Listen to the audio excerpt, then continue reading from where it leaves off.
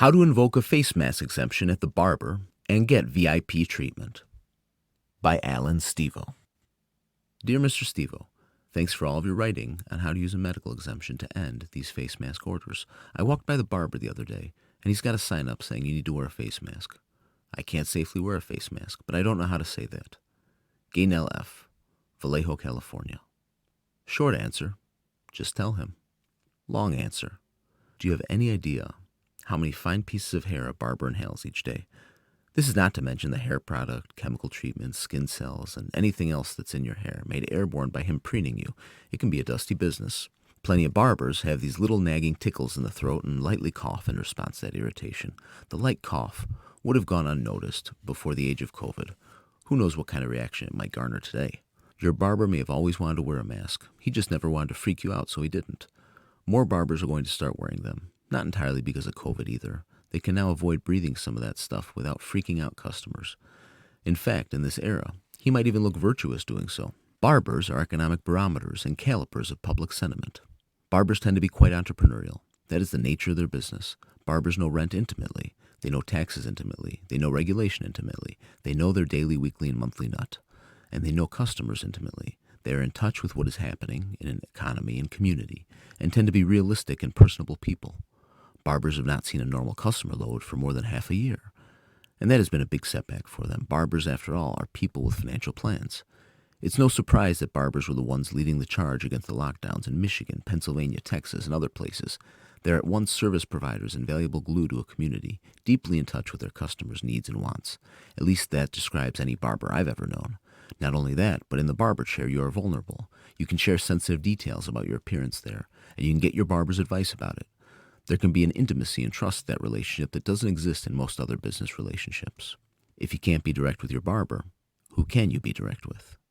If you can tell your barber honestly and openly about a strange hair that keeps popping up in the weirdest place that you've never told anyone else about, it shouldn't be too hard to speak to your barber and tell him you will be unable to wear a face mask. He wants your business, and he will make an exception.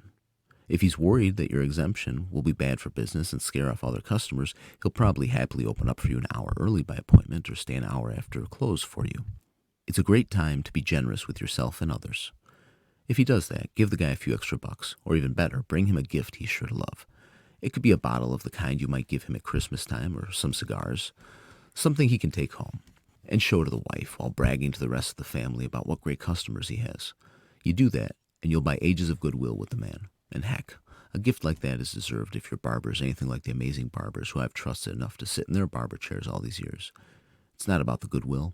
It's about doing a solid for someone who has probably done you so many over the years.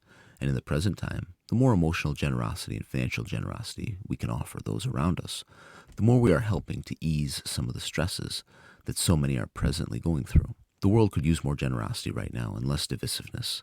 You may not be able to change the world, but this very moment, you can decide to bring a lot more emotional kindness to your corner of the world. Exempting yourself from face mask rules at the barbershop.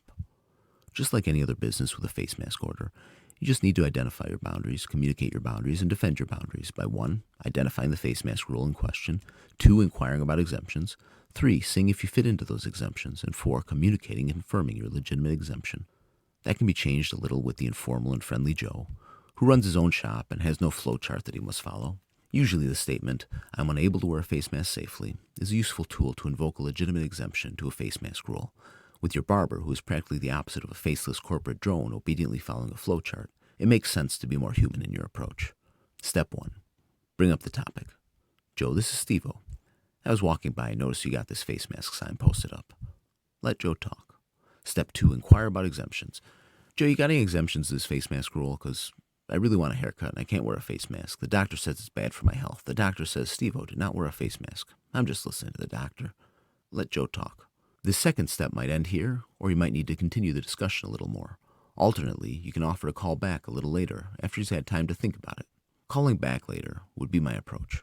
It's a more understanding way to deal with the various pressures of the situation Joe finds himself in. Unlike the corporate drone, Joe has had better things to do than get training on face mask compliance. It makes sense he would need time to think, and he might be having a busy day with a long line of customers too. Whatever you do, don't get testy with Joe. A lot of folks have had success steamrolling face mask compliance checkers at checkpoints. Though it's not the method that I think works best, It might make sense for some people in some situations.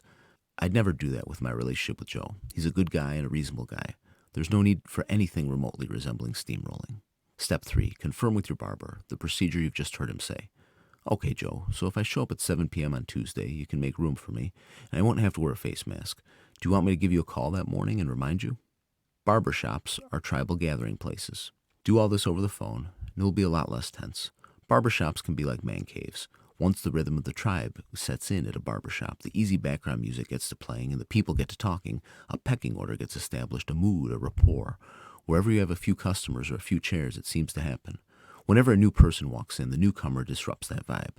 That happens on a normal day in any tight-knit barber shop in a close community.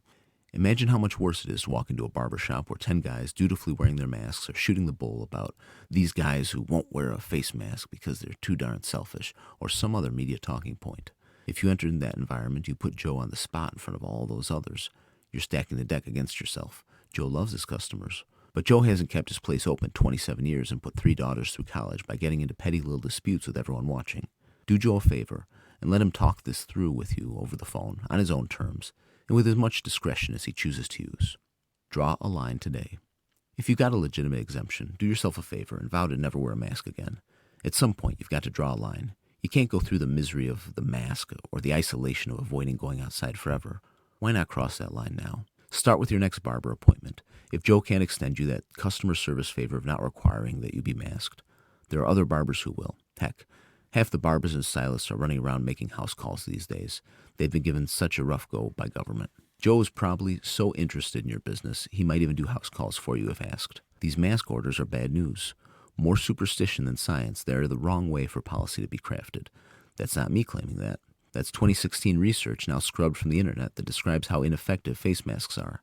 It was an enlightening piece entitled Why Face Masks Don't Work, filled with lots of common sense, long known to the dental community about the limits of face masks, and a welcome piece of data-driven writing that came from a time before a heavily politicized era, causing it to quickly appear far more reliable than anything widely circulated since the politicization of face masks. That journal article has been replaced by its original publisher with this Orwellian creepiness. If you are looking for Why Face Masks Don't Work, a revealing review by John Hardy, BDS, MSc, PhD, FRCDC, it has been removed. The content was published in 2016 and is no longer relevant in our current climate. Thank goodness for the Wayback Machine, which allows the internet to have an archive memory, rather than to have inconvenient articles from the past to send down the memory hole made famous in George Orwell's cautionary tale about the future in 1984. The deeper into 2020 we get, the more it seems that the technocratic class has missed the intent of the book and turns to 1984 as an instruction manual.